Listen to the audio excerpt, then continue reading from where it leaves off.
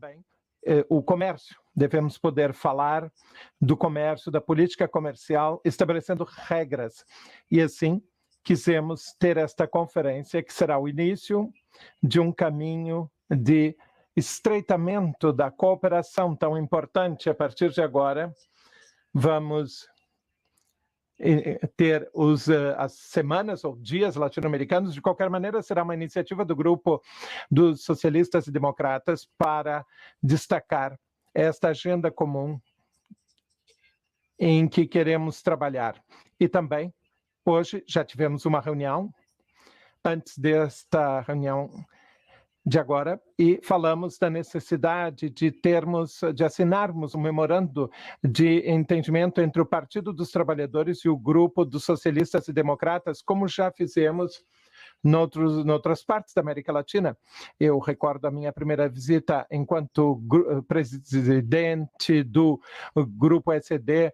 A América Latina foi ao México e a Cuba, onde nós, no México, estabelecemos um memorando de entendimento e nós queremos estreitar a cooperação com a esquerda latino-americana, que tem objetivos comuns conosco, tão importantes e necessários nos momentos atuais. Assim, este memorando poderá ser assinado no momento em que o grupo SED visitar o Brasil. Vamos aceitar o convite que hoje foi feito pelo Partido dos Trabalhadores. Estaremos no Brasil para apoiar esta agenda comum, estes objetivos comuns. E aí, será importante, perante as eleições no outono no Brasil, são eleições cruciais que terão uma influência muito importante para toda a América Latina.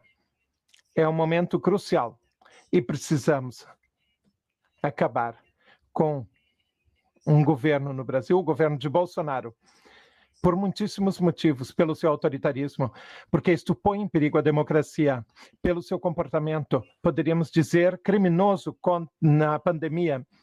Nós temos consciência do que aconteceu no ano passado e como se pôs em perigo a vida de tantos compatriotas, pelo seu negacionismo também climático e de exclusão da biodiversidade no Brasil. Nós sabemos o que acontece na Amazônia e também pela sua misoginia, pelo ódio e ataque às mulheres, que agora está a ser assumido pela extrema-direita no Brasil e no mundo. Por todos estes motivos, é necessário que haja uma mudança no Brasil e o Grupo SED também estará trabalhando e colaborando para esta mudança. É um momento muito importante para as duas organizações políticas.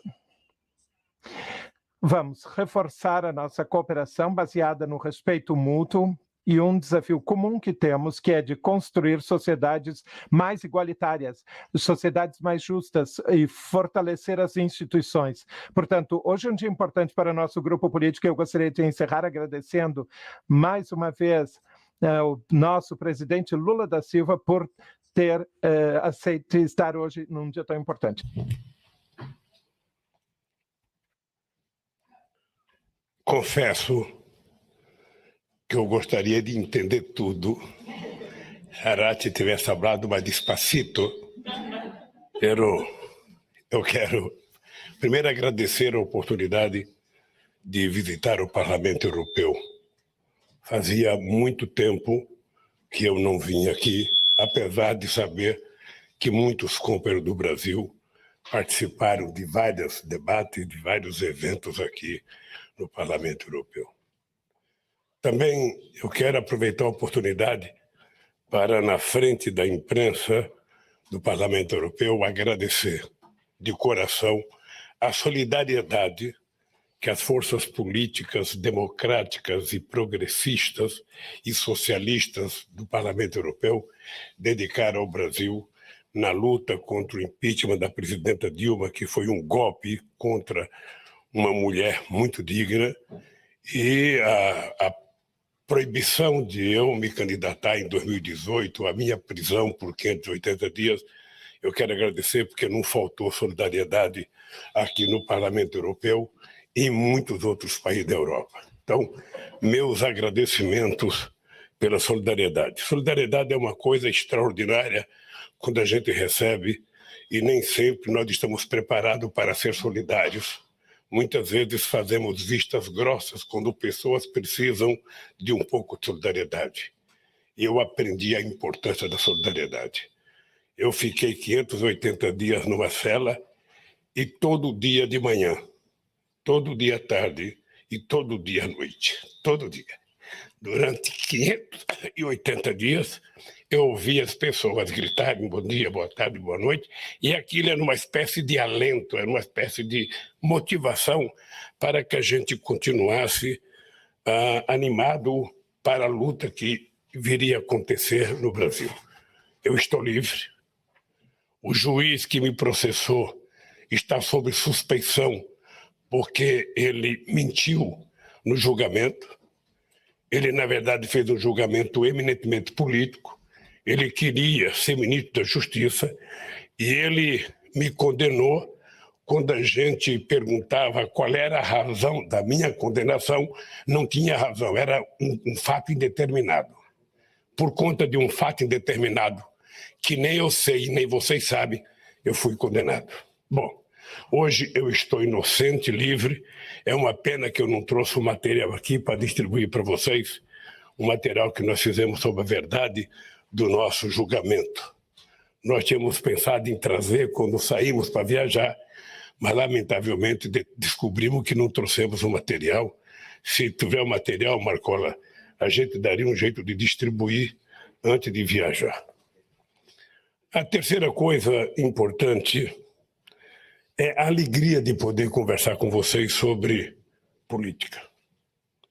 Nós estamos vivendo, não apenas no Brasil, uma situação extremamente delicada. Nós, depois dos anos 80, em que o sucesso da humanidade estava no consenso de Washington, o sucesso da humanidade estava na globalização. 40 anos depois, o que nós estamos percebendo é que o discurso do Estado Nacional, feito pelo Trump, dizendo que os Estados Unidos para os americanos, é o que está acontecendo em outra parte do mundo com o fascismo, com a extrema-direita em vários lugares. O Bolsonaro representa hoje uma peça importante na extrema-direita fascista, nazista, o que você quiser falar da antipolítica, você pode falar do governo brasileiro.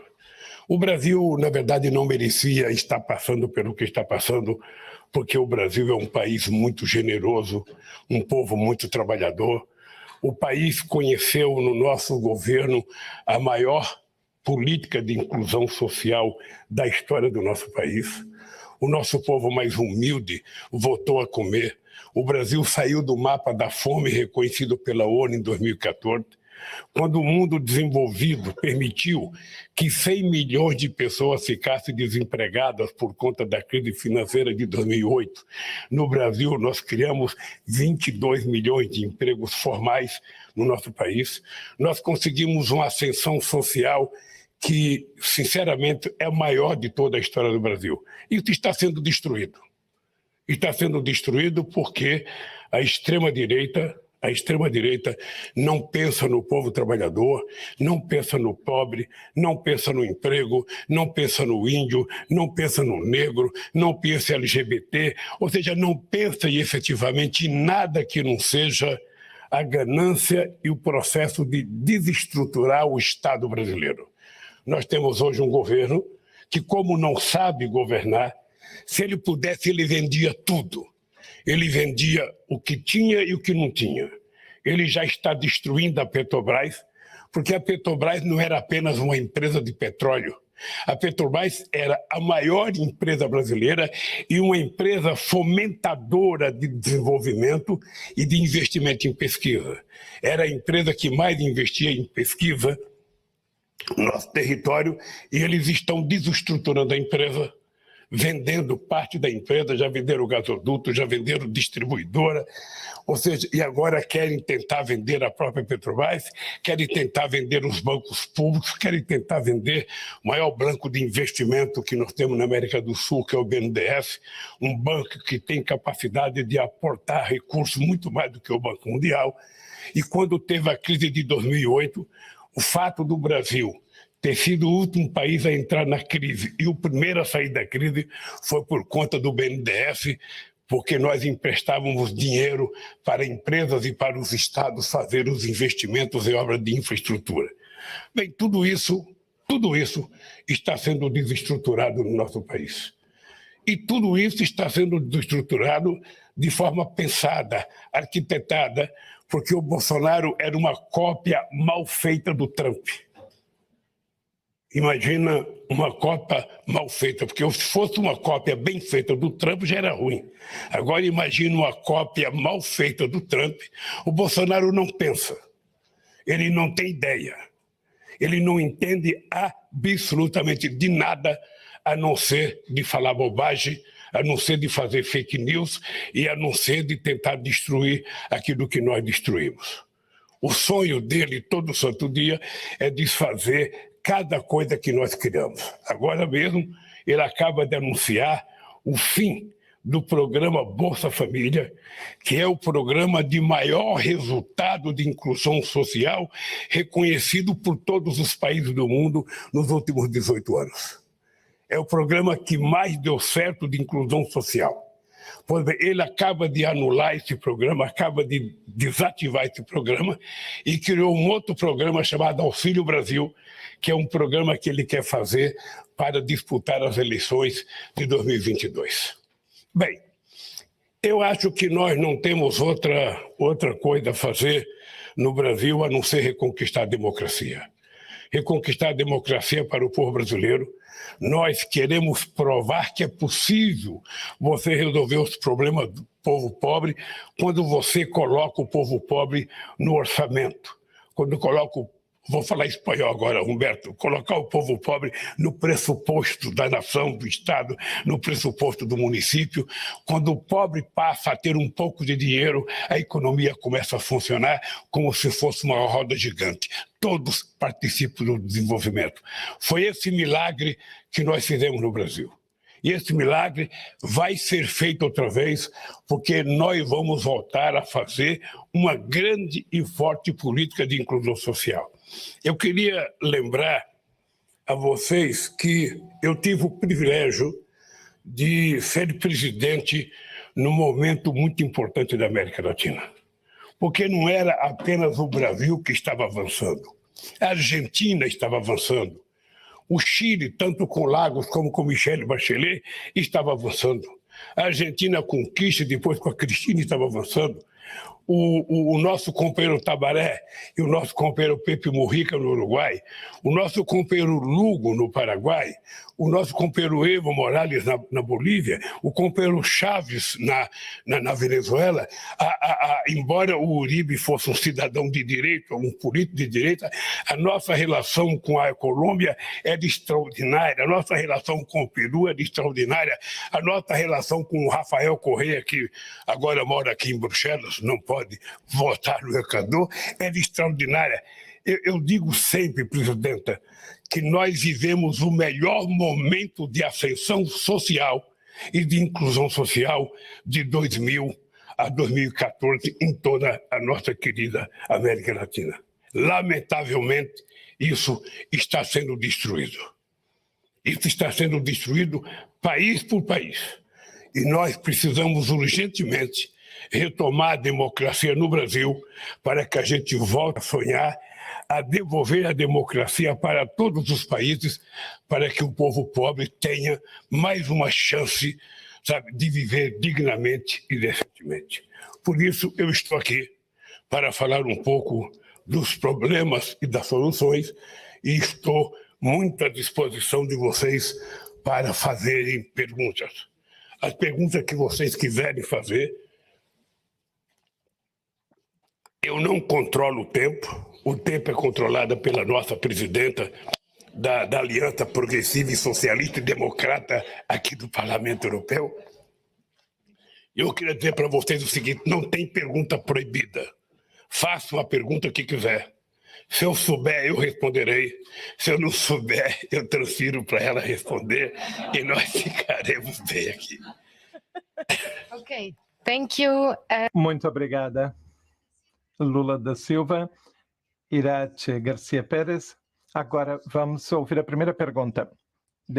Sim? Indique de onde vem, nome e o meio de comunicação e para quem é a pergunta.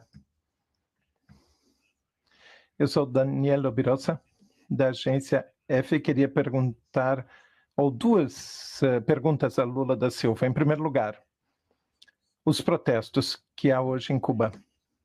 Gostaria de saber o que pensa quanto aos protestos e a retirada de acreditação à agência F. E, em segundo lugar, presidente Lula, o senhor hoje reuniu-se com social-democratas, ontem reuniu-se com o representante José Borrell, representante dos assuntos externos, e vai se apresentar às eleições presidenciais no Brasil no próximo ano? Eu só queria entender a primeira pergunta, que eu não entendi bem. Se você puder traduzir um pouquinho mais alto.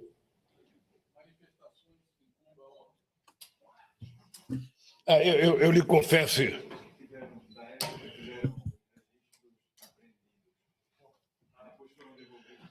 Olha, eu possivelmente eu seja um político diferenciado. Eu lembro que eu era presidente da República no Brasil e uma vez eu fui visitar uma empresa uma empresa de tecnologia na área da agricultura chamada Embrapa. É uma empresa excepcional. E eu fui fazer uma visita naquela empresa. Quando eu cheguei lá, os trabalhadores estavam fazendo uma manifestação, estavam fazendo uma caminhada, uma passeata contra o governo. E eu desci do carro e fui fazer a passeata junto com eles. Eu não me incomodo com passeata, eu não me incomodo com protesto. Eu acho que é um direito das pessoas protestarem, das pessoas dizerem que gostam e das pessoas dizerem que não gostam. Eu sei que nós ficamos incomodados. Todos os políticos adoram aplausos, mas todos os políticos odeiam vaias, odeiam discordância. Mas, lamentavelmente, é assim que é política. Ou seja, quando você está disputando a eleição, você anda com o carro aberto, só abanando a mão para o povo. Quando você ganha, você entra num carro blindado, você não consegue mais nem cumprimentar o povo. Então, aquele cara que está te vaiando, possivelmente é um cara que votou em você. E é uma pessoa que está descontente com alguma coisa. Eu acho que, ao invés da gente achar ruim, a gente tem que conversar para saber por que a pessoa está protestando. Eu acho que Cuba tem uma similaridade que nós não poderemos aceitar nunca. Não é justo, não é normal, não é democrático, não é prudente para a questão dos direitos humanos um bloqueio durar 60 anos. Não é normal. Ou seja, não é normal que os Estados Unidos não aprendam que ele perdeu a revolução para os cubanos e que ele precisa permitir que os cubanos decidam o seu próprio destino. É apenas isso. Eu, quando era presidente, junto com o Celso Amorim, falamos com Bush. Por que os Estados Unidos não pensam abrir democraticamente a sua relação com Cuba? Qual é o problema? Ou seja, é uma eterna Guerra Fria, uma eterna perseguição. Ou seja, é como se estivesse aprisionando um filho menor, rebelde, amarrado numa mesa. Então eu fico triste saber, que os americanos não têm grandeza de compreender que os cubanos têm que ter liberdade de decidir o seu destino. Agora, os cubanos também sabem que quando tiver protesto, nós temos que conversar e saber por que são os protestos. Eu já vivi muito protesto no Brasil. Eu já participei de muitos contra os outros e já recebi muitos contra mim e eu me comporto do mesmo jeito. Quem aplaude, vaia. Quem faz passeata favorável pode fazer passeata contra. Eu apenas preciso aprender a compreender que o mundo é assim. Agora, eu vou morrer reivindicando, que os Estados Unidos parem com o bloqueio a Cuba. E como se me... Bem, como também foi me dirigida uma pergunta, eu gostaria de responder muito rapidamente. Em primeiro lugar, com relação à retirada dos credenciais da imprensa F, sim, a nossa posição é contrária a esta decisão. Em Cuba devemos ter o exercício livre da profissão e dos meios de comunicação para que possam trabalhar e assim somos contra a retirada das credenciais. Mas eu gostaria de recordar que há 1 ano e meio, como eu dizia no início, estive em Cuba e lá ficou claro a nossa posição de um compromisso claro em favor dos direitos humanos. Quando estive em Havana, um pouco antes da pandemia, eu disse que deveríamos ver um julgamento de José Ferrez e que ele deveria sair da prisão. E o resultado da minha viagem foi a saída da prisão dele. E como disse o presidente Lula, como me comprometi com o apoio aos direitos humanos em Cuba, eu também o fiz contra o bloqueio da administração norte-americana para o povo cubano, o que provoca e impede o desenvolvimento do país. E assim, eu fui muito clara quanto à nossa posição. Ok. Then... E agora, passo... Na verdade, eu tinha deixado de responder a segunda pergunta do companheiro, que era a pergunta se eu iria me apresentar outra vez a disputar as eleições no Brasil. A melhor pergunta que você fez e eu não respondi, vou responder agora para você. Bem, eu acho que nós estamos discutindo um momento muito especial da política brasileira. Não é de hoje que o meu partido é atacado quase todo santo dia. Não é de hoje que a política de inclusão social que nós fizemos no Brasil nunca foi aceito pela grande maioria de parte da elite econômica brasileira. Embora os programas sociais do PT tenham servido como exemplo para vários países do mundo, embora o Bolsa Família tenha sido elogiado como o melhor programa de inclusão social de toda a história, muita gente da elite brasileira não aceitava porque diziam para mim que o Bolsa Família era uma esmola e que eu estava criando vagabundos, porque quem recebia o Bolsa Família não queria mais trabalhar. Ou seja, o ignorante que fala uma coisa dessa não entende de pobre, não entende das necessidades básicas da sociedade mais humilde. Mas por conta disso, o meu partido vai ter candidato a presidente da República. E nós vamos ter candidatura, possivelmente em fevereiro ou em março, eu vá decidir se sou candidato ou não, se o partido quer que eu seja candidato, se vamos construir aliança política, se vamos juntar outros partidos políticos, porque nós precisamos disputar, nós precisamos ganhar as eleições e, ao mesmo tempo, nós temos que reconstruir o Brasil. Eu queria apenas dar um dado para a imprensa, do Parlamento Europeu. Quando nós ganhamos as eleições em 2002, o Brasil tinha uma inflação de 12%, o Brasil tinha um desemprego de 12%, e o Brasil tinha uma dívida com o Fundo Monetário Internacional de 30 bilhões de dólares. O Brasil não tinha dinheiro para financiar as suas importações. Ao mesmo tempo, o Brasil tinha uma dívida pública interna de 60% do PIB. Muitos amigos meus, muitos jornalistas diziam que nós não íamos conseguir governar o Brasil porque o Brasil estava quebrado. Pois bem, nós em 3 anos de governo pagamos os 30 bilhões de dólares para o FMI, nós reduzimos a dívida pública de 60% do PIB para 32% do PIB, nós fizemos superávit primário durante todo o tempo que o PT governou, o único país do G20 a fazer superávit primário todos os anos, quase nenhum fazia, e mesmo assim nós fizemos a maior política de inclusão social que se tem conhecimento no Brasil desde a sua descoberta em 1500. Ou seja, nós provamos que era possível a gente cuidar do Brasil sabe, se a gente colocasse o pobre como prioridade. A gente, então, não permitia que educação fosse vista como gasto. Educação era investimento. Cuidar do pobre não é gasto, é investimento. Cuidar da saúde não pode ser gasto, tem que ser tratado como investimento. Ou seja, financiar a bolsa de estudo para o estudante pobre não pode ser gasto, tem que ser visto como investimento. Porque todo o dinheiro para o capital é investimento e todo o dinheiro para o pobre é gasto. É preciso inverter essa lógica, mesmo porque quem paga ao Estado brasileiro são os pobres. No Brasil, só para você ter ideia, quem paga imposto de renda é o povo que trabalha, porque somente o povo que recebe salário é descontado na fonte, é descontado no dia do pagamento. Rico não paga imposto no Brasil. É importante vocês saberem que ele não paga imposto nem de lucro, nem de dividendo. Por isso é que eu estou dizendo quase todo dia no Brasil que nós temos uma solução fácil para resolver o problema do Brasil. É colocar o povo pobre no orçamento e colocar o rico no imposto de renda. Quem sabe a gente começa a melhorar a situação do nosso país. Por isso o PT vai concorrer.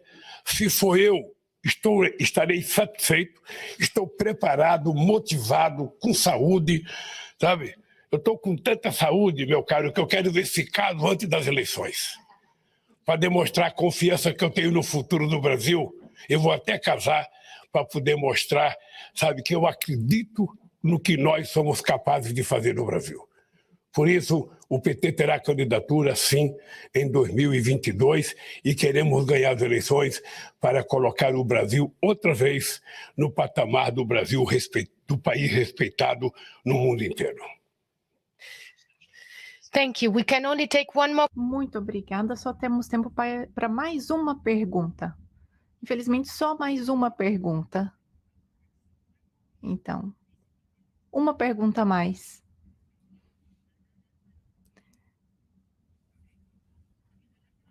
Sou Ana Lázaro, da Euronews. Gostaria de falar um pouco mais sobre Cuba, com o presidente Lula da Silva.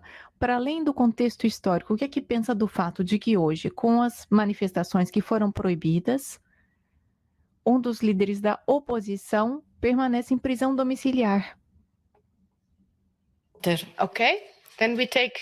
Sim, temos então uma pergunta para o presidente Lula e depois mais uma pergunta. E depois teremos as respostas.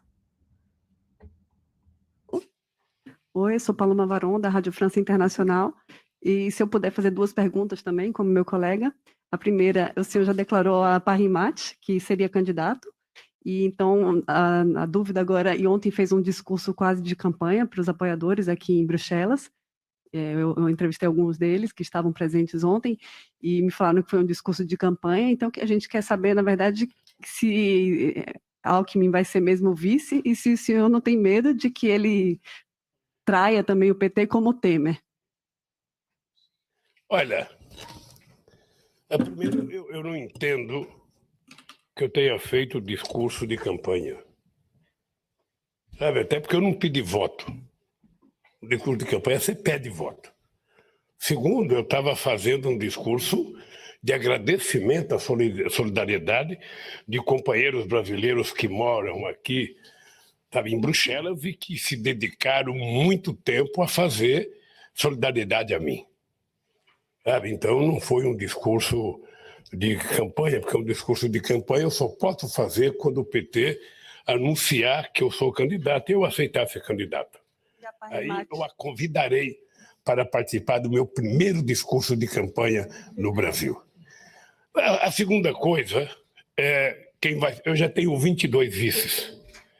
Eu já tenho 22 vices, já tenho 8 ministros da Economia, quando eu ainda nem decidi ser candidato. Veja, o vice é uma pessoa que tem que ser levado muito a sério na relação com o presidente. Porque o vice pode ser presidente. Pode acontecer muitas coisas. E depois o vice tem que ser uma pessoa que soma com o presidente e não que diverge com o presidente. Eu tenho uma extraordinária relação de respeito com o Alckmin. Eu fui presidente quando ele foi governador. Nós conversamos muito. Não há nada que aconteceu entre eu e o Alckmin que não possa, sabe, ser reconciliado. Não há.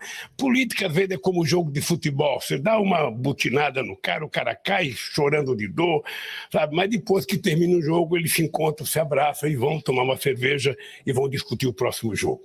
A política é assim. Quando não há ofensa moral, quando não há ofensa pessoal, eu acho que nas divergências políticas todo mundo joga bruto porque todo mundo quer ganhar. Eu disputei as eleições de 2006 com o Alckmin, mas eu quero lhe dizer que eu tenho um profundo respeito pelo Alckmin. Eu não estou discutindo vice ainda porque não discuti a minha candidatura. Quando eu decidi ser candidato, aí sim eu vou sair a campo para procurar alguém para ser vice. Com relação a Cuba, eu te confesso, eu não sei quem fez a pergunta, eu não acompanhei o noticiário hoje. Eu não acompanhei, porque eu levantei de manhã, comecei a ler o material que eu tinha que ler para as conversas que eu ia ter hoje. Eu só vou ter essas informações que vocês disseram de Cuba quando terminar a minha atividade aqui no Parlamento Europeu, que eu voltar para o hotel, que eu for ler as notícias do dia, eu vou ficar sabendo. E se a companheira que fez a pergunta quiser reiterar a pergunta depois que eu tiver acesso ao material, o meu assessor de imprensa, o Crispiniano, que você vai ver essa figura simpática que está aqui, sabe? Você pode mandar a pergunta para ele e eu te responderei, sabe, com o maior carinho. Okay. Then I think you will have a very busy job because I get. Então, acho que terão muito trabalho, pois acho que há mais perguntas aqui, talvez mais perguntas online. Muito obrigado, Irati Garcia. Muito obrigado, senhor Lula da Silva.